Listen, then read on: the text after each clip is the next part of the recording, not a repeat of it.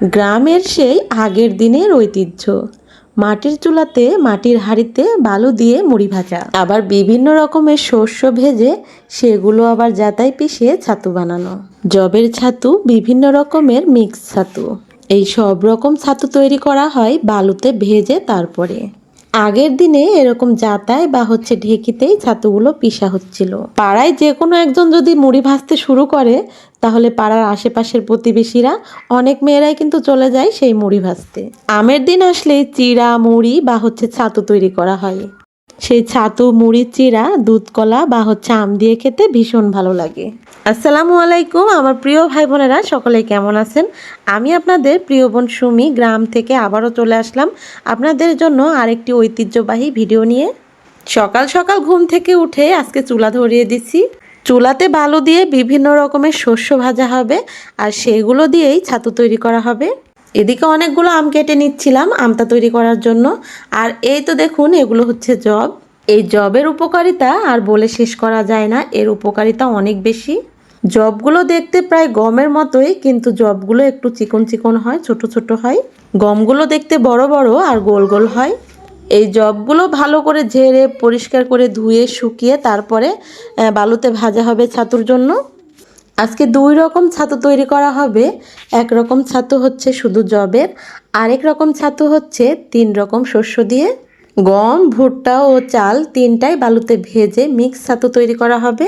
আমি যেহেতু এই কাজগুলো পারিনি সেই জন্যই আমার ফুফু এই তো বালুতে ভেজে দিচ্ছিল।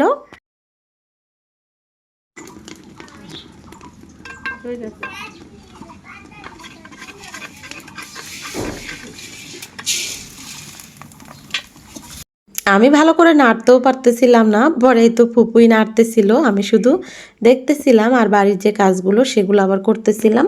এই তো এগুলো গমগুলো বালুতে ভাজা হচ্ছে। ছাতু জিনিসটা আমাদের ঘরে সব সময় থাকে, ছোট বড় আমরা সব সময় পছন্দ করি খেতে। বাচ্চাদের একটু পরপর খিদা লাগে, কিন্তু সব সময় ওরা কিন্তু ভাত খেতে চায় না।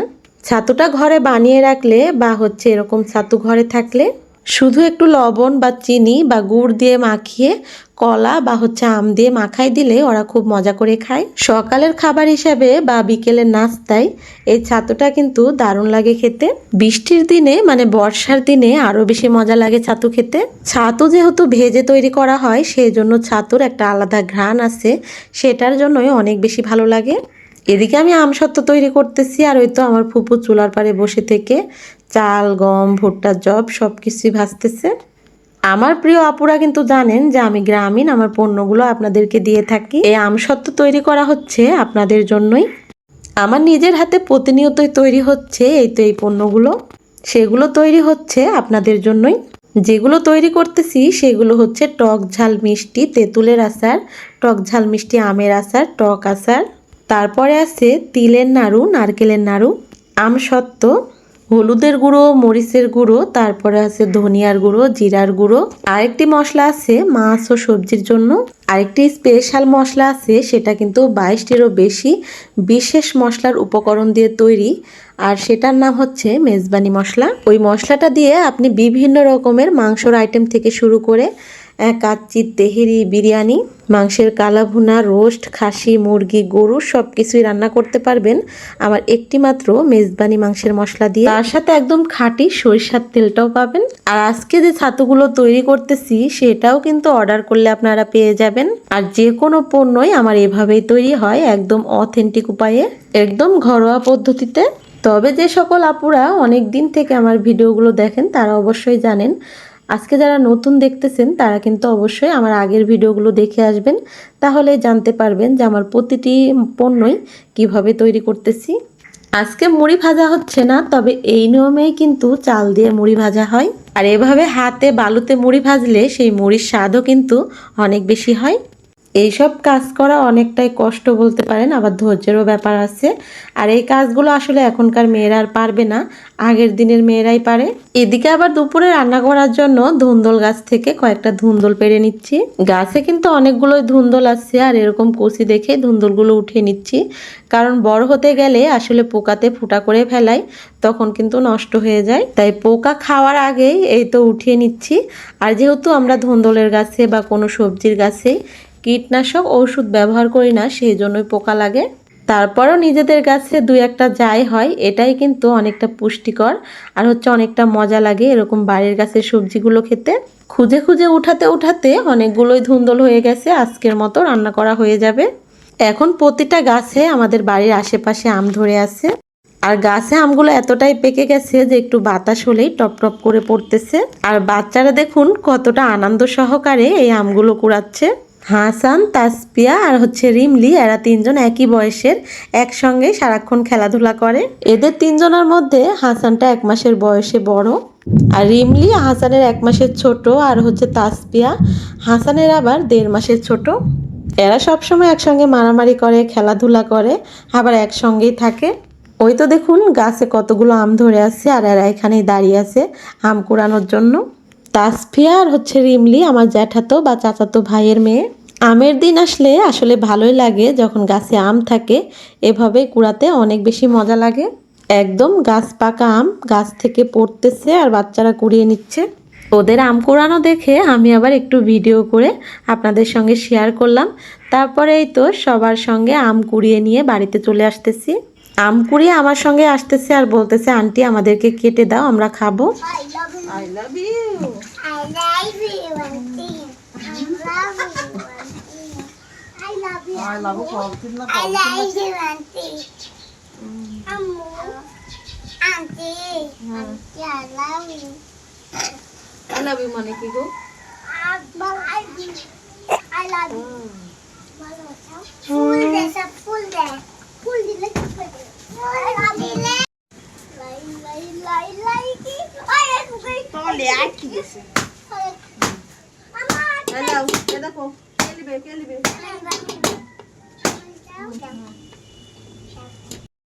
এখনকার বাচ্চারা ছোট হলেও কথাবার্তায় অনেক বেশি পাকনা। আই লাভ ইউ মানে কি সেটা ওরা জানে। আমগুলো অনেক মিষ্টি, যেহেতু একদমই পাকা গাছ থেকে পড়েছে। আর কতটা দেখুন ঢং করতেছে আর আম খাচ্ছে সবাই। ওরা গম ভাজা হয়ে গেছে, এবার এই তো দেখুন আমার ফুপু বালুতে আবার ভুট্টা ভাজতেছে। বালুতে যখন এগুলো ভাজা হয় তখন কিন্তু একদম পটপট করে শব্দ হয়, আওয়াজ হয় ভাজার।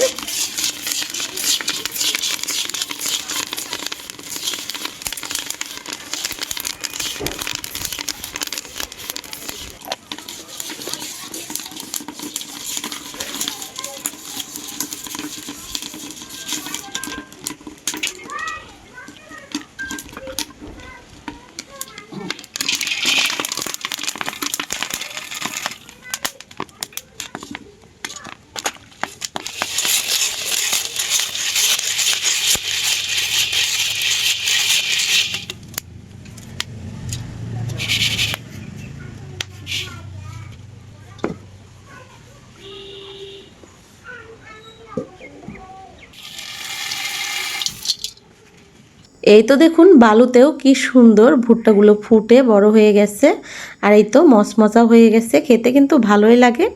গম, ভুট্টা আর হচ্ছে এগুলো হচ্ছে জব, এগুলো ভাজা হয়ে গেছে। যারা শুধুমাত্র জবের ছাতু চাচ্ছেন তাদের জন্য এই তো জবের ছাতু তৈরি করতেছি। এই জবের ছাতু খেতে যে শুধু মজা তাই না, এই জবের ছাতুতে অনেক বেশি উপকারিতাও রয়েছে। এই জবটা কিন্তু জমিতে হয় সার, কীটনাশক, ওষুধ ছাড়াই, সেই জন্য আর পুষ্টি উপকারিতা বা এমনিতে অনেক অনেক উপকারিতা আছে। মিক্স ছাতুটাও কিন্তু অনেক বেশি মজা লাগে খেতে, আবার গম, ভুট্টা, চাল সব কিছুতেই উপকারিতা রয়েছে, তবে জবের উপকারিতা অনেক অনেক গুণ বেশি। এবারে তো চাল ভেজে নিচ্ছি সেই মিক্স ছাতুটা তৈরি করার জন্য। একইভাবে সেই বালুর মধ্যে এই তো বালুটা গরম হলে চালগুলো দিয়ে ভাজা হচ্ছে, আর এক বালুতেই কিন্তু সবগুলো জিনিস ভাজা হয়ে যাচ্ছে। এই আগের দিনের কাজগুলো দেখতে অনেক বেশি ভালো লাগে, তবে আমরা কখনো করি নাই বা এই জন্য পারি না।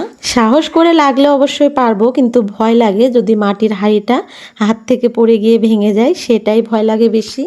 আর এই তো দেখুন চালগুলো এভাবেই ভাজা হচ্ছে, এটা হচ্ছে চাল ভাজা বলি আমরা। এটা কিন্তু মুড়ি ভাজা না, মুড়ি ভাজার চাল থাকে ভিন্ন, আর এটা হচ্ছে আমরা যে চালের ভাত খাই সেটা দিয়ে এই তো চাল ভাজা হলো। আর এখানে এই তো গম, ভুট্টা, চাল এগুলো সব কিছুই ভেজে বারান্দায় রেখে দেওয়া হয়েছে। এখনো যেহেতু সবগুলো ভাজা হয় নাই, সেই জন্য ভাজার কাজ ওদিকে চুলায় চলতেছে।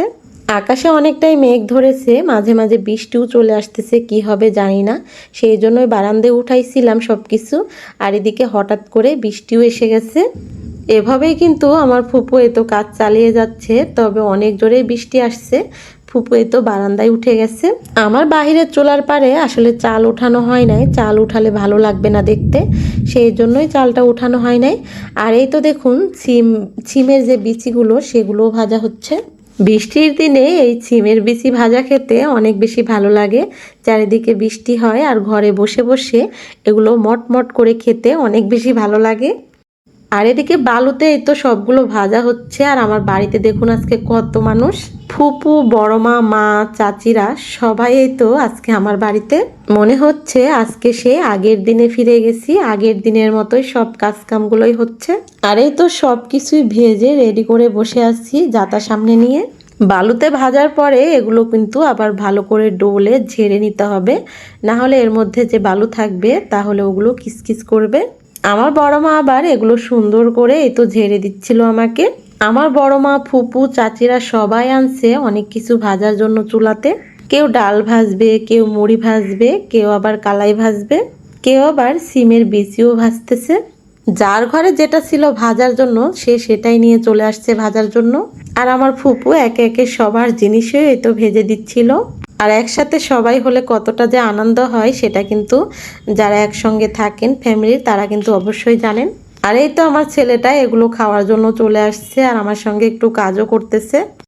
হাসানেরও ভীষণ ভালো লাগতেছে যেহেতু এখানে সবাই আছে, সেই জন্য এখানে ও টুকটাক করতেছিল। ওকে কাজ করতে না দিলেই ওর আবার রাগ হয়, সেই জন্য ওকে কাজ করতে দেওয়া লাগে। এই চাল, গম, ভুট্টা এগুলো কিন্তু যদি তেল, পেঁয়াজ, মরিচ দিয়ে মাখানো যেত তাহলেও খেতে অনেক বেশি ভালো লাগতো। তবে পরে মাখিয়ে খাবো, এখন আর খাবো না। এটা আমি বয়মে করে একটু রেখে দেবো খাওয়ার জন্য।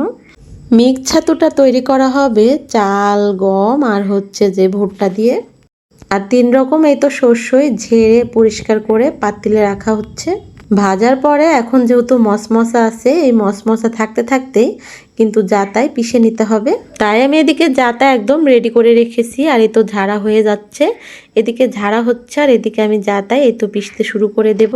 জাতায় পিষতে মানে জাতা ঘুরাতে অনেকটা কষ্ট হয়, তবে জাতা ঘুরিয়ে যে পেশা হয় জিনিসগুলো, সেই জিনিসগুলো আসলে খেতে অনেক বেশি মজার হয়।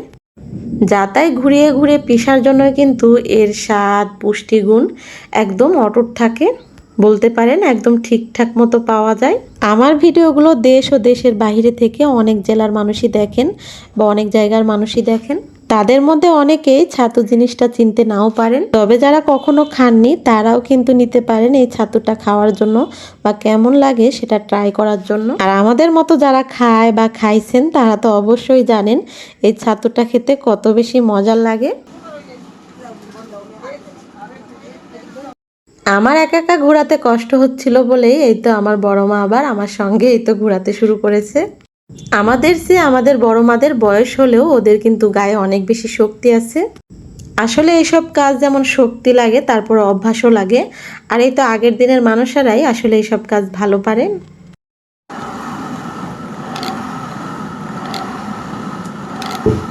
এভাবেই ঘুরিয়ে ঘুরিয়ে অনেকটা সময় ধরে তারপরে ছাতুগুলো পিষা হচ্ছে।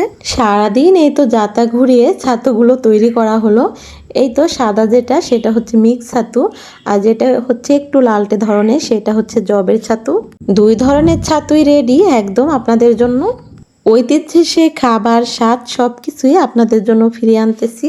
এতটা কষ্ট করে ছাতু তৈরি করলাম, তাই ছাতুটা তৈরি করার পরই এই তো প্লেটে এখন ছাতুটা মাখাবো খাওয়ার জন্য। আমি এই তো মিক্স ছাতুটাই খাচ্ছি, আর জবের যেটা ওইটা এখন খাবো না, পরে খাবো। আর এই তো একদম গাছ পাকা আমগুলো কেটে নিচ্ছি ছাতুটা খাওয়ার জন্য।